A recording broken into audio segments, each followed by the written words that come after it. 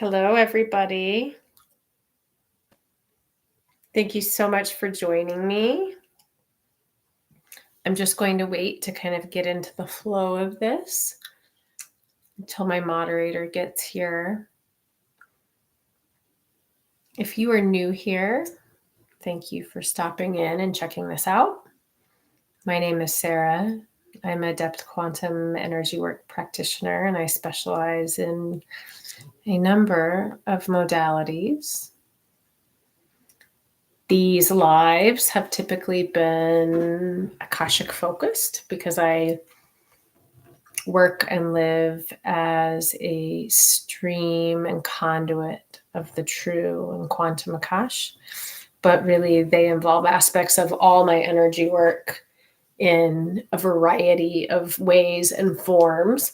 And so today, rather than doing a full collective Akashic reading or even an individual reading, today I'm feeling led to talk about some more of the themes that are coming up in my overall body of work in recent days and weeks. If you are new to this work and it feels complex, don't give up. The words are extra. The energy is what matters. And even if the words feel like a lot and your mind can't make sense of them, that's okay. You're here to receive some kind of energetic transmission that can be beneficial for you wherever you are at in your journey. So tomorrow or later tonight or right now, if you jump in 2 minutes, if the words that the energy is delivered on feel complex, do not feel like this isn't for you. One of my early teachers, I just intuitively, inherently knew that I needed to listen and receive what he said when he said it, whether my mind understood it or not. The mind actually had very little to do with those early integrations for me. I was receiving energy in and at the heart and in and through the crown and the womb and the body in general. So what I'm feeling led to do is just take a moment to settle into the space of the container that we are creating. The container is here and lovingly held by myself and my moderator and other people who occasionally come on who are part of my wider circle. However, I would like everybody just to sit for a moment and take 3 deep diaphragmatic belly breaths. Really letting the belly expand.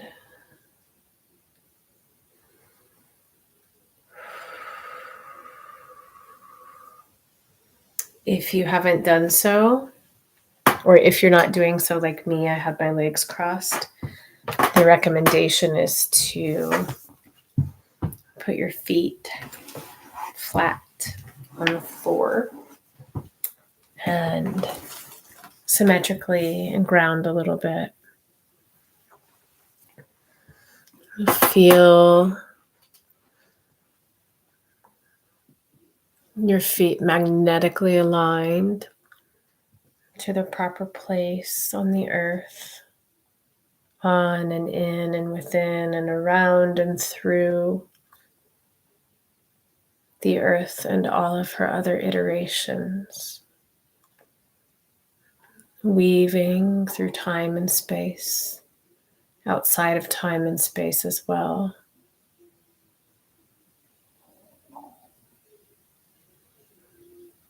Continue breathing, allowing the air to flow and move and circulate through your body. And as you exhale, releasing anything that isn't for you right now.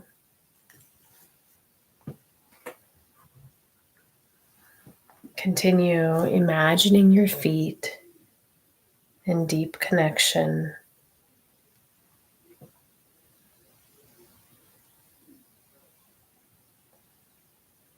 Perhaps you're connected to a ley line. Perhaps that feels a little complex or you're not quite there yet. That's okay too. If you're not aware of a ley line, simply magnetize your feet and intend that they connect to the most appropriate place on earth for them.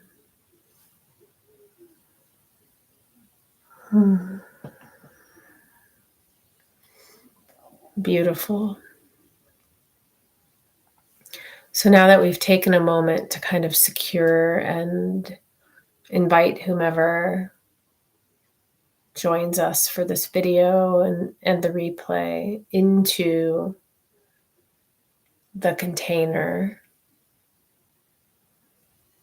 I'm going to talk about a theme, a common, what I'm learning is common. In fact, I'm learning that this is like a directive to existence, and that is a triad, or at least a triple layered reality. And so this is from my own extensive body of intuitive work, my own Akashic work, and my own quantum exploration. Quite a few of these have been shared. Segments of these have been shared here on this channel. We will be continuing to share in the very near future, more information about these. So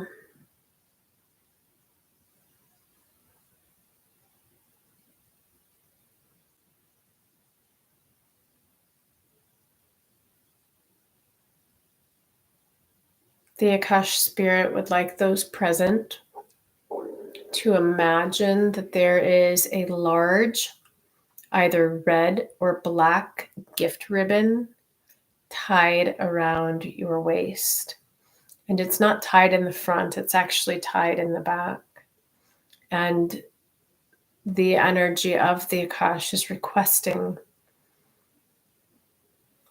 that those present and watching this later take one more deep breath and feel where that ribbon is too tight, and to set the intention that you are energetically loosening the ribbon.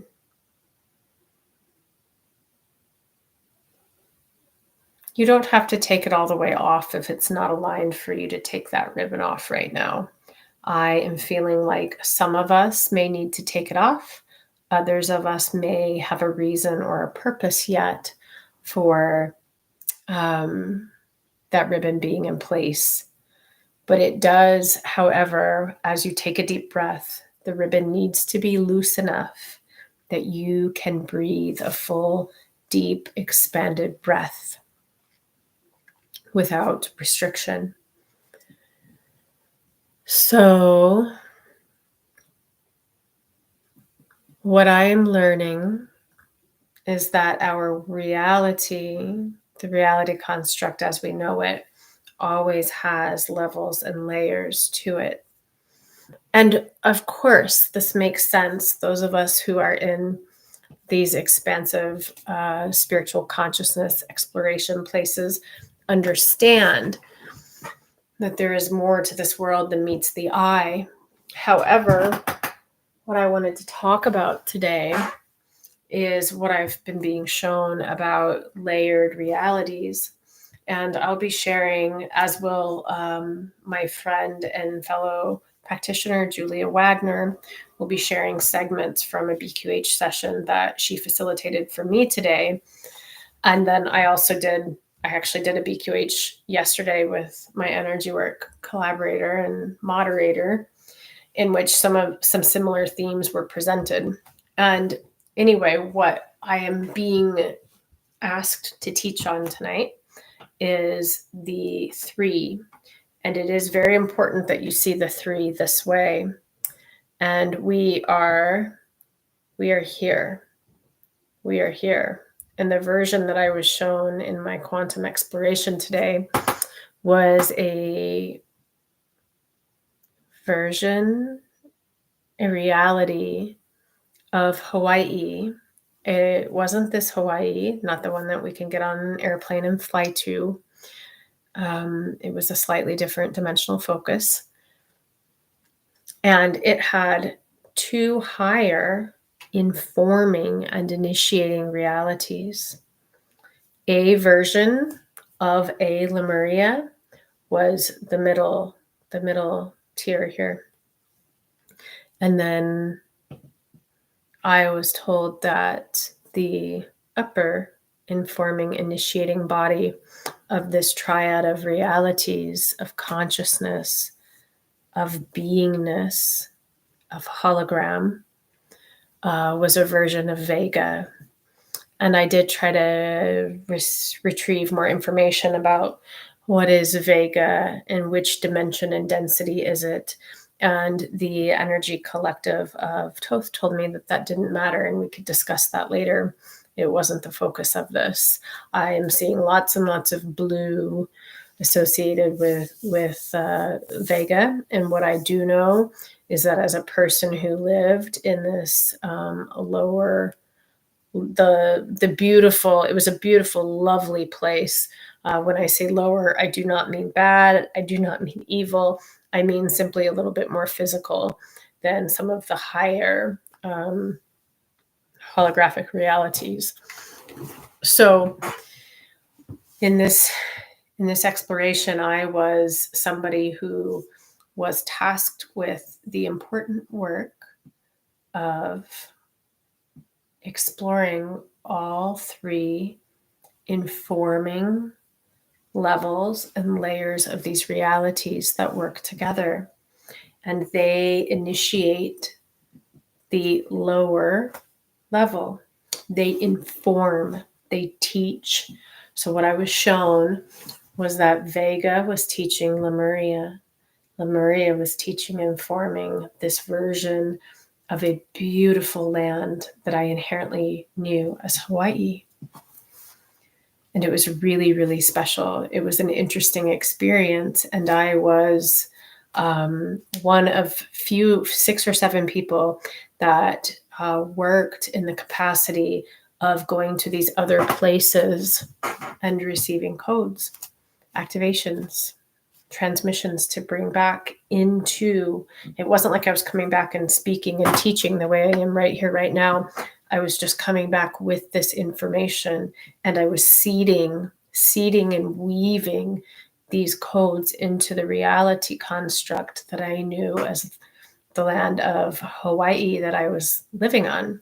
I was receiving, and I came back, and just by my presence, seeding these transmissions into the reality.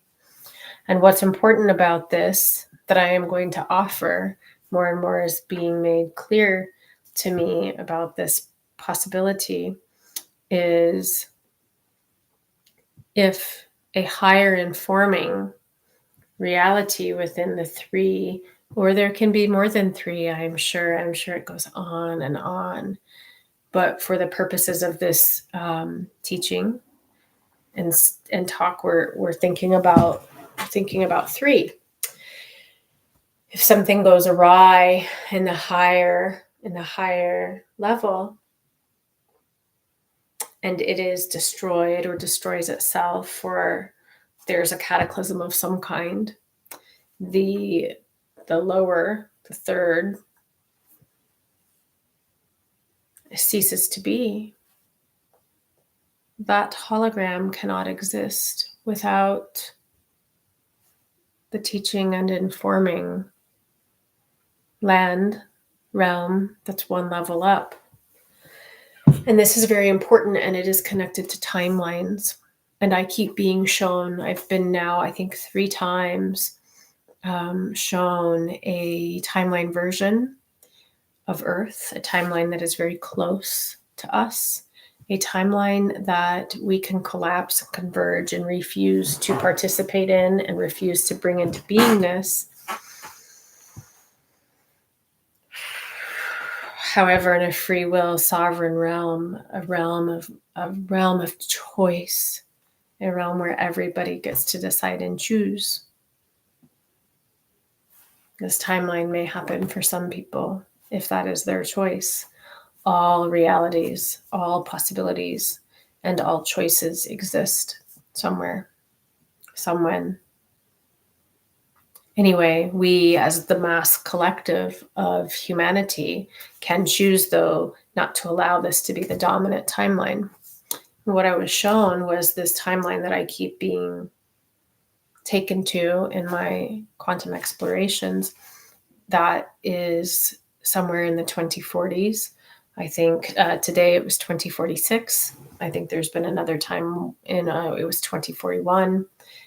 Everything is in flux, and it is variable, and it shifts depending on what the consciousness of humanity is doing. Anyway,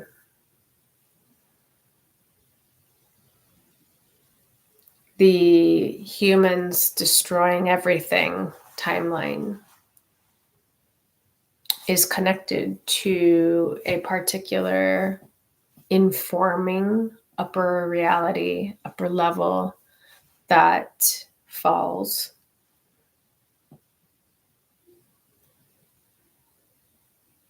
Because those upper level beings are us. If we have a battle and destroy one another in what should be an expanded or higher realm, there is undoubtedly no way for the lower, evolving, denser versions of us to continue, and we will implode. And how we go about this is already being addressed in the spiritual plane, but it's important to bring forth that how we prevent this from becoming a dominant timeline is by simply altogether choosing not to. What we do here and now matters, and it ripples out and up and down and through all known and unknown localities, realms, dimensions, whatever word you want to put to it. We are not meaningless. We are not powerless.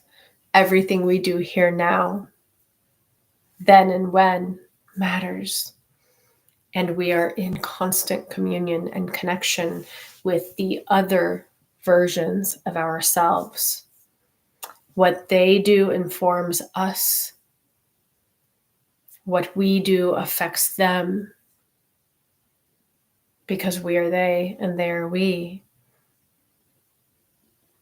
And like I said, what I've been being shown about this 2041 or 2046 timeline outcome is already being addressed, but it's really important. It's really important for those who are here and able, then and when, now, tomorrow, yesterday, yesteryear, 10 years from now. to receive the energy of the activation that this is coming in on. It's important.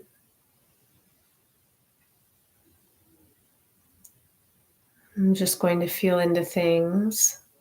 So again, at least a triple layer. There's always at least 3. This goes along with something I've been saying for a long time now, that polarity is an illusion. It's fun to play in. Polarity can be fun to play in. That's essentially what I believe we came to do here. However, polarity play needs to be approached very cautiously. And to think that we are just in a duality or that there's only 2 is a fallacy. There is always at least 3. Always at least 3.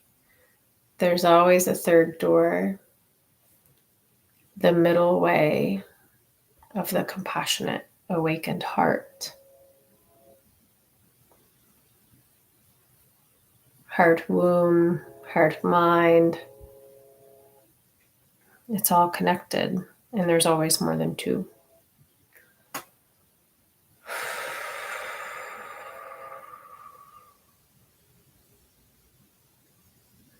So I'm just kind of feeling into things and seeing if there's anything else relevant about this very quick summary of the layered, blended, stepped realities that we definitely are a part of. Again, if this felt like a lot for your mind, never fear. It will integrate as is aligned.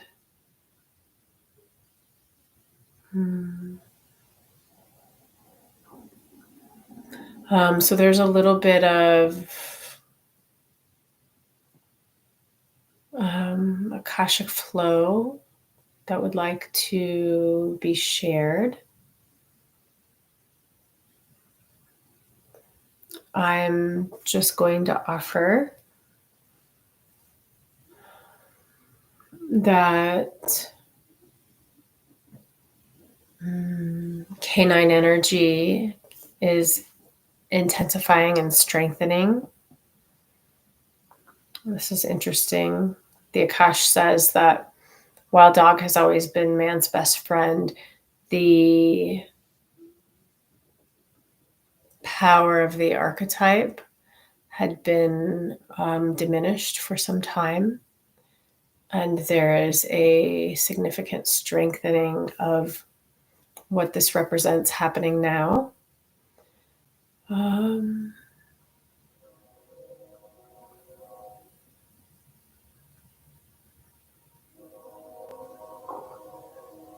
Coyote as trickster creator is an important archetype right now for all to be feeling into and becoming familiar with. I will retweet a picture from last year that was Coyote staring at me in broad daylight from just across the pond in my neighborhood. It was a really, really important sacred moment. So I'll be resharing that on my main Twitter tonight or tomorrow for anyone who might like to see that. There are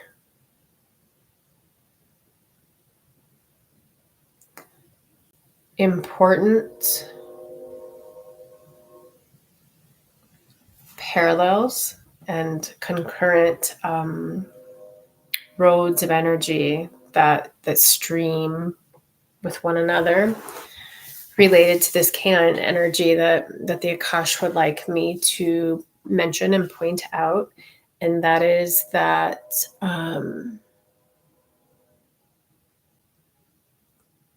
canine energy and the energy of masculine embodiment have parallels and run together.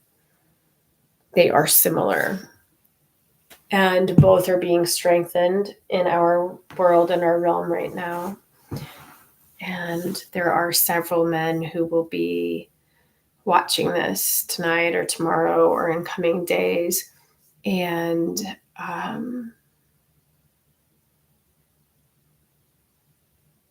are being asked to step into something more.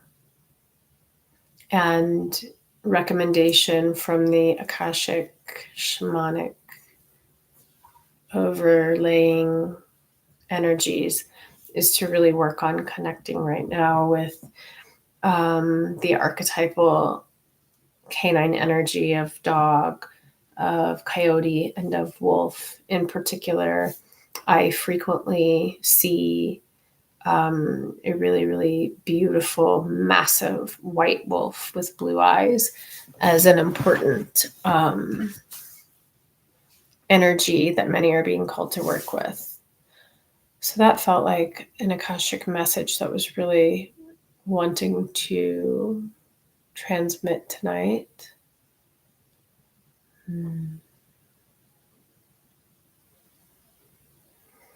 It's time to unbind the throat. Many are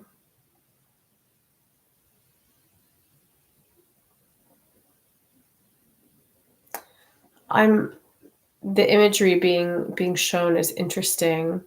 I'm seeing like a kind of like a pipe cleaner. I think they call them whatever, craft wire right now, but when I was a kid we called them pipe cleaners, and we would use them in different crafty projects. And I'm actually seeing like on many within the greater body of people in the consciousness expansion, spirituality, energetics type of spaces, there's like a pipe cleaner very tightly. So earlier we were talking about the ribbon around the waist.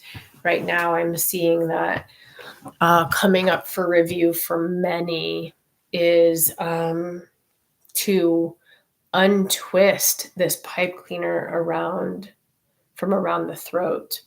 This again is prevalent across genders. This is not a man thing or a woman thing. This is coming into the true and full authenticity of voice, of truth, and of the resonant quality that is carried from and through one's individual voice.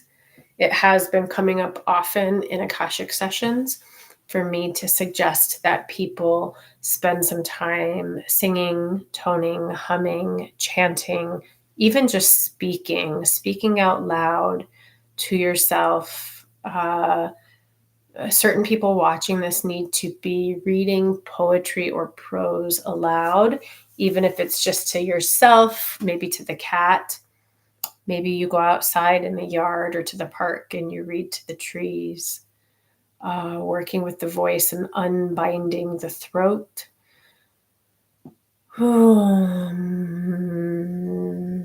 Pebbles. Another thing I've been witnessing for some people is massive breakup of large blockages of energy. So large energetic blocks that are needing to be chipped away at a little bit at a time.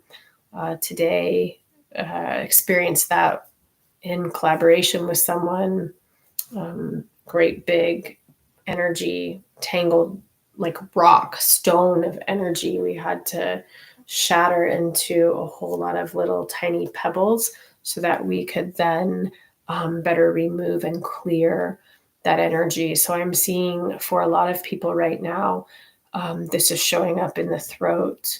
Somebody here needs to really work on integrating some pain about the mother.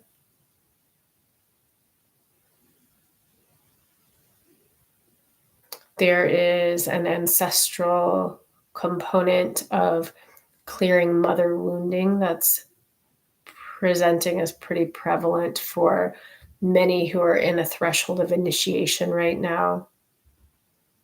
I'm hearing, forgive her, for she was only human and doing the best she could with what she had and what she knew, which was very little.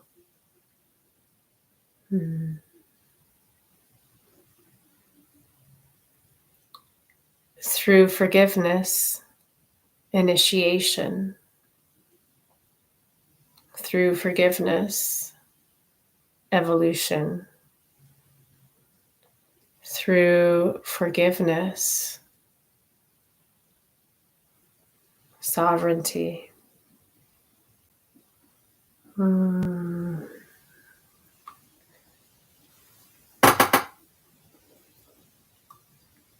Oh, Stardust, I'm so glad that you're working with the throat. I'm sorry that it's hurting. I can see you've been doing some work. It feels like it's going to calm down in the next 2 to 3 days pretty quickly, at least in this timeline.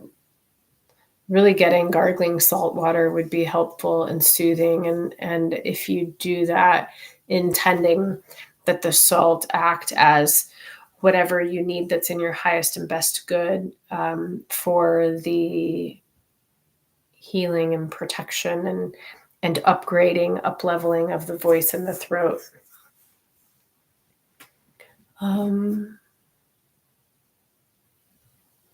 It is time to cut the puppet strings, friends. This is another image I've been given a couple of different times lately, is some kind of a puppet string or a pull string. And I can't remember exactly which toys my siblings and I had when I was young that had a string like this, but it's like a little white plastic ring. And then it has a string, and we'd pull it and it would pop out. And maybe it was some kind of a toy phone. Dial my number. I can hear this toy at my grandmother's house saying, dial my number, when we would pull the string. Anyway, I've been finding in energy clearing and quantum clearing sessions, and even frequently in Akashic sessions, if there's something that's needing to be addressed so that a client can receive a higher or more expanded version of information, that's more quantum, more nuanced, more guiding, the Akash will have me stop and see if the client is amenable to me doing a little bit of clearing so that information could come through. And anyway, I've been seeing lots of puppet strings up and down this way, and then pull strings with that little plastic tab on it, in the middle of the back. Some of you, important message is that some of you are experiencing this in the back of the heart space.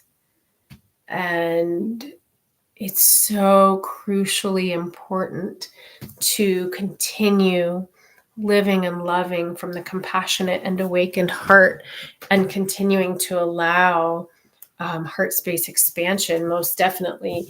But when you are being jerked around by the loving heart that you have worked to cultivate and grow into, that means that it's time to institute stronger boundaries and parameters about those who are accessing you.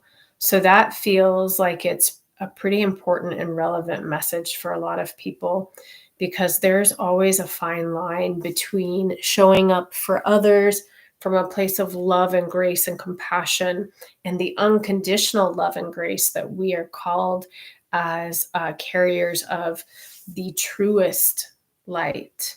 And again, when I talk about light, I do not speak of the false light of the New Age cage and parasitic patriarchy. I am talking about the full spectrum quality of light, resonant sound, vibration, energy of the sighing pleasure, the logos of the Mother Creatress. It's different than just pretending everything is love and light. It is full spectrum and it is real. So don't allow your love for others to detract from loving and caring for yourself. Because right now we have a little bit of an epidemic of people who, sometimes through no fault of their own, at least not conscious fault, and sometimes through ongoing patterns of behavior and lack of responsibility and accountability for the self, and sometimes due to ancestral lineage agreements and belief systems, we have an epidemic of people who will siphon others, and massively so, to the point where frequently we are left wondering how much soul quotient those who perpetuate significant harm on ones they say they love may or may not be carrying within the body. So please, I'm hearing that soul quotient thing is a topic for another day, because it is deeply nuanced and it is not a laughing matter, and it is not funny, and it is not cool to call anybody an NPC. There's so much more that goes into this, and the sort of ego and spiritual narcissism that runs around in certain circles is not welcome here. And while I understand my level of calling and initiation, I do not think I am better than anybody at all. I'm just me. I'm just the one who said yes.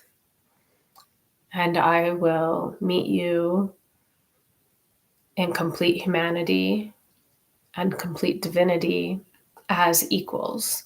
And that is what I ask those who come to my container to plan on doing. So I'll talk about that topic for another time.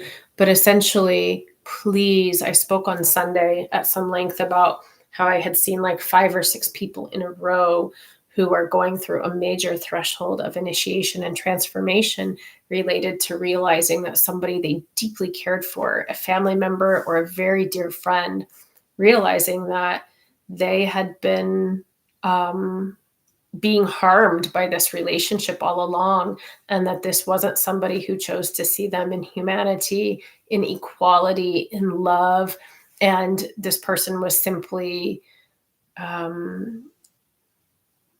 energy draining them, siphoning them, suppressing them, saying cruel things under the guise of friendship,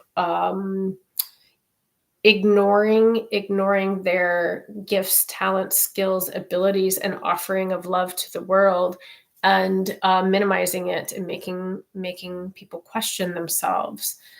If this is something you're experiencing, again, it's been coming up significantly in my work lately, that people are realizing that these dynamics do not have to be endured, and that we can love from afar and place proper boundaries and parameters around one another.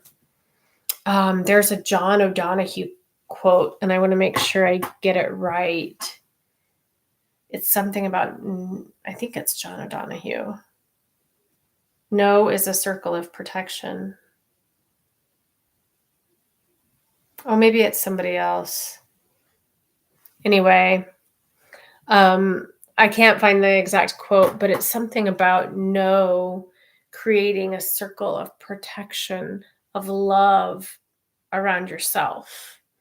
And something that I think about often, that as somebody who used to fawn and people please through programming and societal expectations, I have had to repattern myself into understanding that no is a complete sentence, and that I do not always have to offer a reason for my no.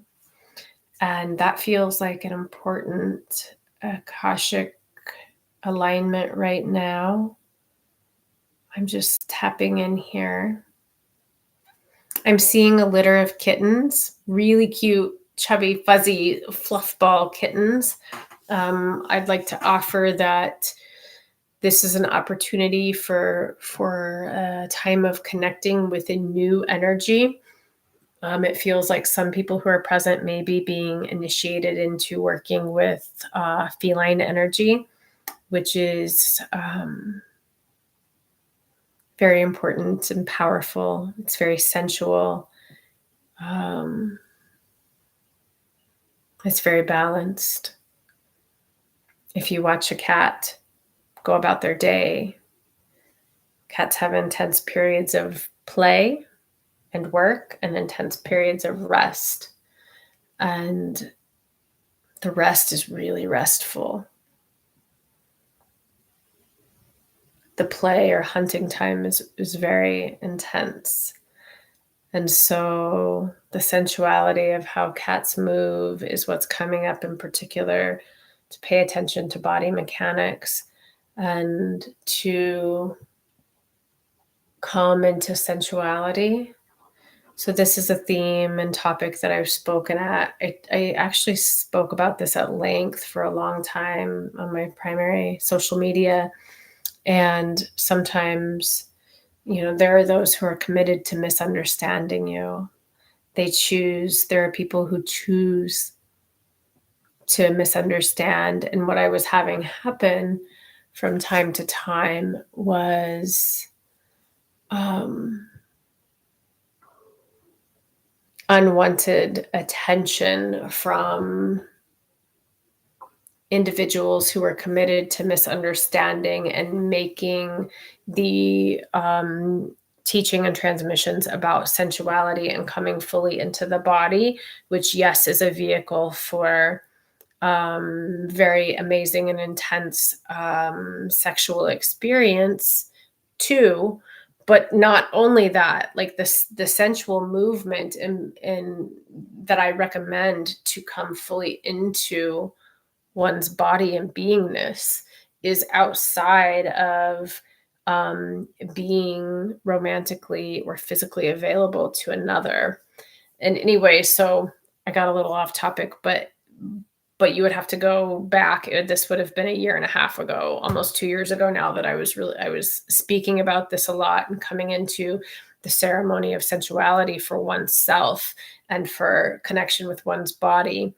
However, it's coming up as a really important theme for those who are in attendance or who will be watching the replay to consciously connect. Some of you need to take another breath and ground to the closest ley line that's aligned to you, or just even really feel your feet planted firmly on the ground.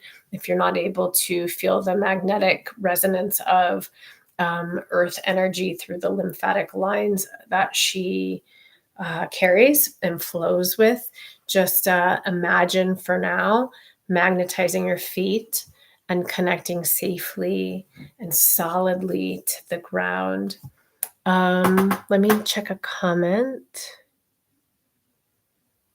Oh, Stardust, I see you. You are the cycle breaker. Wonderful. Destiny swapping. I keep hearing about it a lot these days. Can destiny actually be swapped by jealous folks? Thank you. I do not believe so. There's malevolence in all kinds of different corners of this reality. Your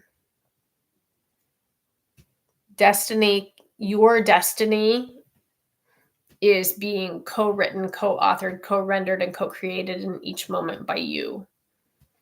Ultimately, while there are powerful parasitic systems and energies, and part of my work is identifying and alchemizing those, they are only as powerful as we allow them to be in our lives, and nobody is stealing your destiny. You are writing your destiny. Sometimes people don't like to hear that because there are those who would prefer to outsource their power because it makes it easier to have less responsibility and accountability. Part of the work that I do and that I bring forth is in assisting people in identifying and removing energetic blockages of any and all kinds that are making it harder to come into full remembrance of the sovereign self that you came in as, that you already are. I help people shed that which they are not, that may be clinging or sticking around, no matter where it came from, in order to come into full beingness. And this shows up in a lot of different ways. And there are things that can function as infiltrations and interferences and hindrances, most definitely. However, when you come into like the quantum, when you feel the quantum and you understand that the paradox is that it can be one of these infinite, so many infinite ways. It can, like, it's infinite possibilities, and yet it's only going to be one way at all. The paradox is it is everything and nothing all at once. And I would say that that's destiny as well. Oh, you're so welcome. You're so welcome. Anyone who's running around saying they're going to swap or steal your destiny is, yeah, I wouldn't. Don't worry about that. You are co-writing this story. Of course, we have a clashing of free wills in this realm, so we always have to make allowances and understanding for that. But